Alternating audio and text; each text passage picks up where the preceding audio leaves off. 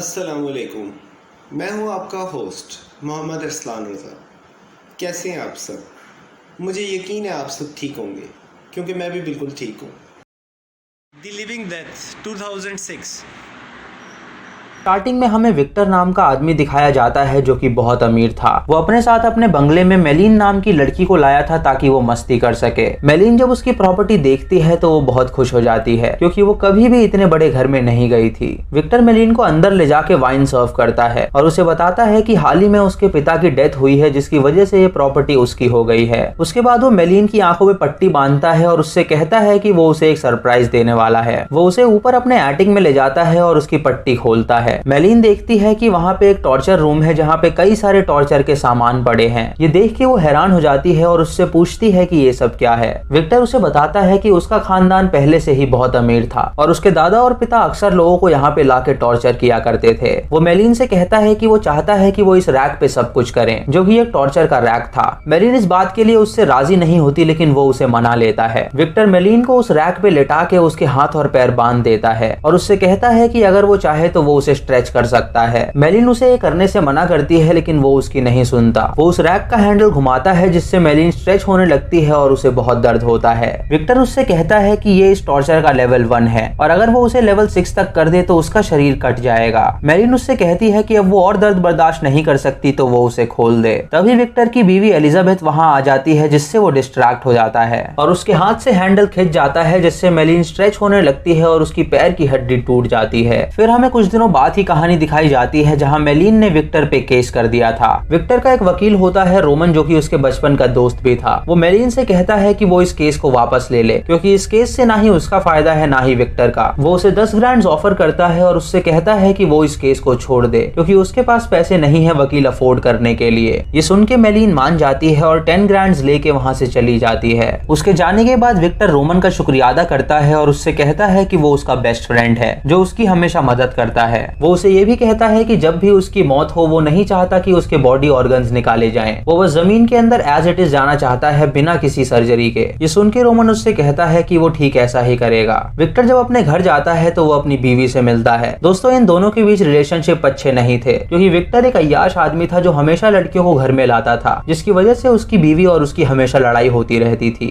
Victor अपनी बीवी को सेड्यूस करता है और गलती से उसकी गर्दन अपने चाकू से काट देता है। ये देख के उसकी बीवी को बहुत गुस्सा आता है और वो हैरान हो जाती है कि वो उसके साथ ऐसा कैसे कर सकता है। रात को विक्टर ने अपने घर में एक पार्टी रखी होती है जहाँ पे कई सारे लोग आए होते हैं। विक्टर वहाँ एक आदमी के साथ जुआ खेल रहा होता है और तभी उसकी बीवी वहाँ आके कहती है कि वो जुआ ना खेले। ये सुन के वो सबके सामने एलिजाबेथ की इंसल्ट करता है तो एलिजाबेथ वहाँ से चली जाती है। जब वो अपने कमरे में पहुँचती है तो वहाँ पे रोमन होता है जो उसे किस करने लगता है। दोस्तों इससे हमें पता चलता है कि इन दोनों का अफेयर चल रहा है जिसके बारे में विक्टर को नहीं पता। इधर विक्टर ढेर सारे पैसे हार जाता है तो वो अपने प्रतिनिधि को बंदूक दिखा के उसे डराता है। उसके बाद वो अपनी बीवी के कमरे के पास जाके उसे आवाज लगाता है। एलिजाबेथ जब उसकी आवाज सुनती है तो वो रोमन को कबर्ड में छुपा देती है और उसके बाद दरवाजा खोलती है। विक्टर काफी ड्रंक था इसीलिए वो अपनी बीवी के नजदीक आना चाहता है लेकिन एलिजाबेथ उसे धक्का दे देती है और उससे कहती है कि वो भी अपने पिता की तरह ही है। ये सुन के विक्टर को बहुत बुरा लगता है और वो रोने लगता है क्योंकि उसका पिता एक बहुत बुरा इंसान था। उसको रोता देख के एलिजाबेथ रोमन को कबर्ड से बाहर निकालती है और उसके साथ बाहर चली जाती है। अगले दिन विक्टर बैठ के गेम खेल रहा होता है और उसका कुछ करने का मन नहीं था। तभी एलिजाबेथ वहां आके उससे कहती है कि वो कुछ देर के लिए बाहर जा रही है। वो उससे पिछली रात के बर्ताव के लिए भी डांटती है लेकिन विक्टर को उससे कोई फर्क नहीं पड़ता। एलिजाबेथ रोमन के पास जाती है और उससे पूछती है कि वो अपने रिलेशनशिप को आगे कैसे बढ़ाएंगे। ये सुन के रोमन उससे कहता है कि अगर वो विक्टर को जान से मार डाले तो सारी प्रॉपर्टी उसके नाम हो जाएगी और उसके बाद वो दोनों शादी करके आराम से रह सकते हैं। एलिजाबेथ उससे कहती है कि आज रात वो उनके घर पे डिनर पे आए और वहाँ वो अपना प्लान एग्जीक्यूट करेंगे। ये सुन के रोमन राजी हो जाता है और विक्टर को मारने के बारे में सोचने लगता है। रोमन एक ड्रग मैन्युफैक्चरर के पास जाता है ड्रग्स खरीदने के लिए ताकि वो विक्टर को दे के उसे मार सके। वो उस ड्रग मैन्युफैक्चरर से पूछता है कि यहाँ पे सबसे जहरीला ड्रग कौन सा है तो वो उसे एक ड्रग की बोतल देता है और उससे कहता है कि ये ड्रग फूवू फिश से बना हुआ है जो कि जापान में पाई जाती है और वो बहुत ज्यादा जहरीली होती है। वो उससे ये भी कहता है कि इस ड्रग का सिर्फ एक ड्रॉप ही बहुत होता है हाई होने के लिए। ये सुन के रोमन उस ड्रग ड्रग को खरीद लेता है और वहां से चला जाता है। इधर एलिजाबेथ विक्टर से कहती है कि रोमन घर पे आने वाला है तो वो जल्दी से तैयार हो जाए। रोमन उससे कहता है कि वो उसका दोस्त है, कोई गेस्ट नहीं, तो उसे तैयार होने की कोई जरूरत नहीं है। तभी रोमन उनके दरवाजे पे आता है तो एलिजाबेथ उसे रिसीव करने जाती है। वो सबके लिए खाना लाया होता है तो वो दोनों उसे परोसते हैं और विक्टर के खाने में वो पूरा ड्रग डाल देता है। वो दोनों जब विक्टर को खाना सर्व करते हैं तो विक्टर देखता है कि चॉपस्टिक वहाँ पे नहीं है। जब वो चॉपस्टिक लेने जाता है तो टेबल पे उसे उस ड्रग की बोतल मिलती है। ये देख के वो रोमन से पूछता है कि ये किस चीज की बोतल है, तो रोमन उससे कहता है कि कल उसके घर में पार्टी थी तो क्या पता कोई अपने ड्रग की बोतल यहाँ पे छोड़ गया हो। ये सुन के विक्टर उसे नजरअंदाज करता है और खाना खाना शुरू करता है। उसे खाने के बाद विक्टर को अजीब सा फील होने लगता है और वो नीचे गिर जाता है। एलिजाबेथ रोमन से पूछती है कि क्या वो मर गया, तो रोमन उससे कहता है कि हाँ ये मर चुका है। वो विक्टर की तरफ देख के उससे माफी मांगता है और उससे कहता है कि उसे ये करना ही था। तभी वो लोग पुलिस को बुलाते हैं और पुलिस उसकी बॉडी की जांच करती है। वहाँ पे एक डॉक्टर आता है जो विक्टर की लाश देख के रोमन से कुछ सवाल पूछता है। वो उससे पूछता है कि क्या इसकी फैमिली में हार्ट डिजीज की प्रॉब्लम थी, तो रोमन उससे कहता है कि हाँ, विक्टर के पिता हार्ट अटैक से ही मरे थे। ये सुन के डॉक्टर उससे कहता है कि वो इस लाश की पोस्टमार्टम करेगा, तो रोमन उससे कहता है कि वो ऐसा नहीं कर सकता क्योंकि विक्टर की आखिरी इच्छा थी कि उसकी बॉडी को कोई ना छुए और वो वैसे ही कब्र के अंदर जाए जैसे वो मरा था। ये सुन के डॉक्टर को कुछ गड़बड़ लगती है तो वो रोमन से कहता है कि वो इस बारे में कोर्ट से चर्चा करेगा। डॉक्टर उस लाश को मॉर्ग में ले जाता है और अपने असिस्टेंट से कहता है कि वो इस लाश को फ्रीजर में रख दे क्योंकि वो कोर्ट में इसके लिए लड़ाई करेगा ताकि वो पोस्टमार्टम कर सके। इधर रात को रोमन एलिजाबेथ के रूम में ही रुका होता है। वो उससे कहता है कि वो विक्टर का चेहरा नहीं भूल पा रहा है क्योंकि वो उसके बचपन का दोस्त था। एलिजाबेथ भी उससे कहती है कि उसे भी बहुत बुरा लग रहा है, लेकिन अब सारी प्रॉपर्टी उसकी है तो वो आराम से रह सकते हैं। अगले दिन रोमन विक्टर की लाश को घर ले आता है और उसका फ्यूनरल रखवाता है। एलिजाबेथ और रोमन विक्टर की लाश के सामने आके उससे कहते हैं कि वो अब खुशी से रहेंगे। तभी वहाँ पे मेलेनी आती है जो कि उसके फ्यूनरल को अटेंड करने आई थी। रोमन उससे पूछता है कि वो यहाँ पे क्यों आई है, तो वो उससे कहती है कि वो ये देखने आई है कि सच में ये बदतमीज इंसान मरा है या नहीं। वो विक्टर की लाश पे थूकती है और उसके बाद वहाँ से चली जाती है। जब वो लोग विक्टर को बरी करने ले जाने वाले होते हैं तो डॉक्टर वहाँ पे आ जाता है और रोमन से कहता है कि उसके पास कोर्ट के ऑर्डर हैं इसका पोस्टमार्टम करने के लिए। रोमन जब उस ऑर्डर को पढ़ता है तो वो कुछ नहीं कर पाता और डॉक्टर उस लाश को अपने साथ ले जाता है। ये देख के रोमन और एलिजाबेथ काफी डर जाते हैं क्योंकि अगर पोस्टमार्टम होता तो सच सामने आ सकता था।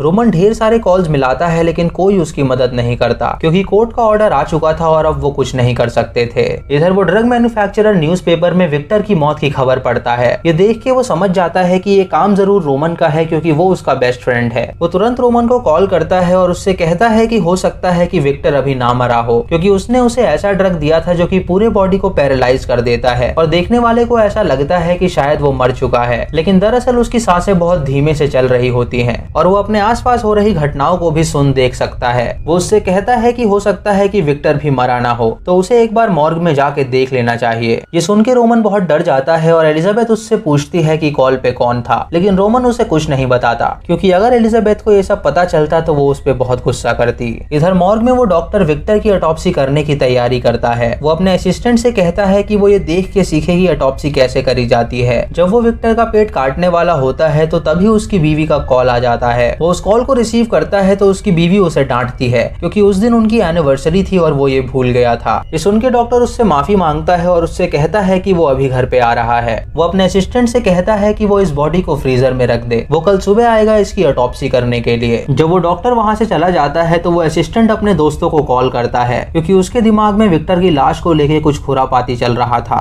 इधर रोमन एलिजाबेथ को उसके घर के बाहर छोड़ता है। एलिजाबेथ उससे पूछती है कि उसके ऑफिस में वो किससे फोन पे बात कर रहा था, तो रोमन उससे कहता है कि वो बस उसका एक क्लाइंट था। एलिजाबेथ समझ जाती है कि रोमन उससे कुछ छुपा रहा है और उससे नाराज होकर वो घर के अंदर चली जाती है। उसके बाद रोमन उस ड्रग मैन्युफैक्चरर के पास जाता है और उससे पूछता है कि आखिर उस ड्रग में ऐसा क्या था। वो उसे बताता है कि उस ड्रग में एक ऐसा इंग्रेडिएंट होता है जो कि इंसान को जिंदा रखता है और सामने वाले को लगता है कि वो मर गया है। वो उसे ये भी कहता है कि उसे मॉर्ग में जाके देखना चाहिए कि विक्टर सच में जिंदा है या मर गया है। ये सुन के रोमन डर जाता है और मॉर्ग में जाने के लिए निकल जाता है। इधर मॉर्ग में उस असिस्टेंट ने अपने दोस्त बुलाए थे ताकि वो विक्टर की बॉडी को काट के सर्जरी करना सीख सकें। वो असिस्टेंट पहले तो अपने दोस्तों से मना करता है कि वो विक्टर की बॉडी को नहीं चूज कर सकते क्योंकि कल सुबह डॉक्टर वहां पे आएगा और अगर उसे पता चल गया कि उन्होंने इसकी सर्जरी कर दी है तो उसकी जॉब जा सकती है। लेकिन उसका दोस्त उसकी एक नहीं सुनता और उससे कहता है कि ये बॉडी अभी बहुत फ्रेश है और अगर वो इससे सर्जरी करना सीखेंगे तो काफी सही रहेगा। दोस्तों, विक्टर अभी जिंदा था जो कि उस ड्रग के नशे में था, इसीलिए उसकी बॉडी पैरालाइज पैरालाइज हो गई थी, लेकिन वो सब कुछ देख पा रहा था। वो लोग उसकी आंखें बंद कर देते हैं और उसका पेट काटते हैं, जिससे उसकी अतड़ियां दिखने लगती हैं। उस असिस्टेंट का दोस्त अपना हाथ उसके पेट के अंदर डालता है और उसकी अतड़ियां बाहर निकाल देता है।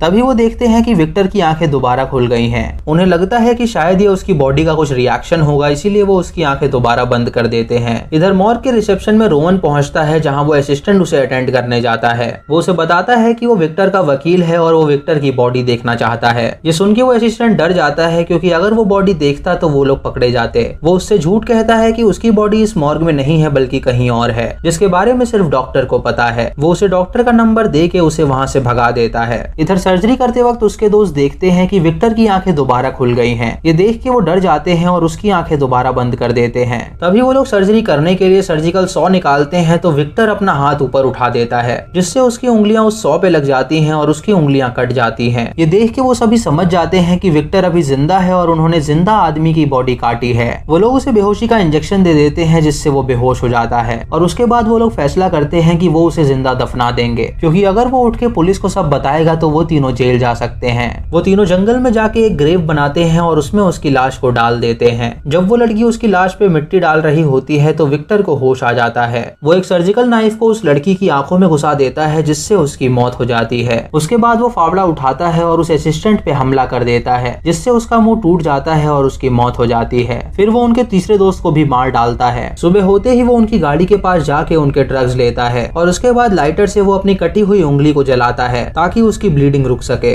वो उनकी गाड़ी लेके अपने घर जाने के लिए निकलता है, तो वो मेलेनी को देखता है। उसे याद आता है कि मेलेनी ने उसकी लाश पे थूका था, तो वो उससे बदला लेने के लिए उसके घर में जाता है। इधर रोमन और एलिजाबेथ को खबर मिलती है कि विक्टर की बॉडी गायब हो गई है। ये सुन के एलिजाबेथ हैरान हो जाती है और सोचने लगती है कि आखिर वो लाश कहाँ जा सकती है, लेकिन रोमन को ये पता था कि विक्टर अभी जिंदा है, इसीलिए वो शायद वहाँ से भाग गया है। इधर विक्टर मेलेनी को उसके बेड पे बांध देता है और उससे कहता है कि वो उससे बदला लेगा। वो उसे तड़पा तड़पा के मारेगा, जिससे उसे बहुत दर्द होगा।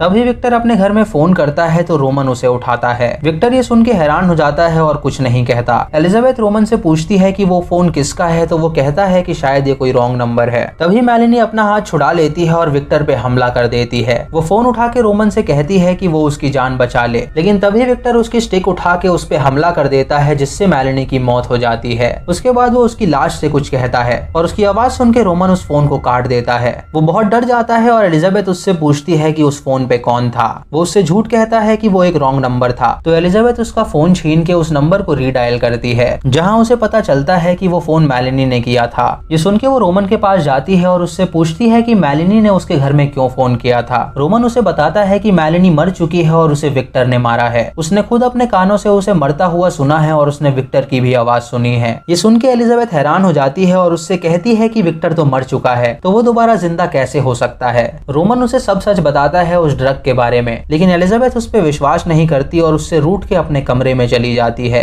तभी एलिजाबेथ को बाहर वाज गिरने की आवाज आती है, तो वो उसके पीछे जाती है। उसे वहाँ पे सेफ नहीं लगता, तो वो अपनी बंदूक निकाल लेती है और उसके बाद घर में तलाशी लेने लगती है। इधर रोमन को बाहर एक गाड़ी खड़ी मिलती है, तो वो उस गाड़ी के पास जाता है। दोस्तों, ये गाड़ी विक्टर की थी और वो उस घर में आ चुका था। रोमन जब वापस घर में जाता है तो उसे एटिक से विक्टर की आवाज आती है, जो उसे पुकार रहा था। जब वो एटिक में जाता है तो देखता है कि विक्टर ने एलिजाबेथ को बांध रखा है। वो विक्टर से कहता है कि वो एलिजाबेथ को छोड़ दे, तो विक्टर उसे कहता है कि अगर वो उसकी बात मानेगा तो वो एलिजाबेथ को छोड़ देगा। वो जबरदस्ती उसे उस रैक पे लेटाता है और एलिजाबेथ से उसके हाथ पैर बंधवाता है। उसके बाद वो एलिजाबेथ से कहता है कि वो हैंडल को खींचे, और जब एलिजाबेथ उस हैंडल को खींचती है तो रोमन की बॉडी स्ट्रेच होने लगती है, जिससे उसे काफी दर्द होता है। एलिजाबेथ विक्टर से कहती है कि वो बिल्कुल ठीक कर रहा है, क्योंकि ये सभी रोमन का प्लान था और इससे उसका कुछ लेना देना नहीं है। ये सुन के रोमन विक्टर से कहता है कि वो एलिजाबेथ की ना सुने, क्योंकि इस प्लानिंग में उसका भी साथ था। विक्टर उनसे कहता है कि वो दोनों ही कल्प्रेट हैं और उन दोनों को वो जान से मार डालेगा। विक्टर उस रैक के हैंडल को जोर से खींचता है, जिससे रोमन की बॉडी के टुकड़े हो जाते हैं और उसकी मौत हो जाती है। उसके बाद वो एलिजाबेथ को मारने जाता है, लेकिन एलिजाबेथ उसके पेट पे एक मुक्का मारती है, जिससे उसकी अतड़ियां बाहर आ जाती हैं, क्योंकि उसका पेट पहले से ही कटा हुआ था। उसके बाद एलिजाबेथ एक एक्स उठा के विक्टर के सर पे मारती है, जिससे उसकी मौत हो जाती है। फिर हमें कुछ महीनों बाद की कहानी दिखाई जाती है, जहाँ उस बंगले में अकेले एलिजाबेथ रह रही थी, क्योंकि सारी प्रॉपर्टी उसके नाम हो गई थी। जब वो गाड़ी से निकलती है तो हम देखते हैं कि वो प्रेग्नेंट है और मूवी खत्म हो जाती है। तो दोस्तों ये थी इस फिल्म की कहानी, जहाँ विक्टर को इन लोगों ने मुर्दा समझ लिया था जबकि वो उस ड्रग के नशे में जिंदा था, और वापस होश में आने के बाद उसने सबसे बदला लिया। तो दोस्तों ये थी आज की वीडियो।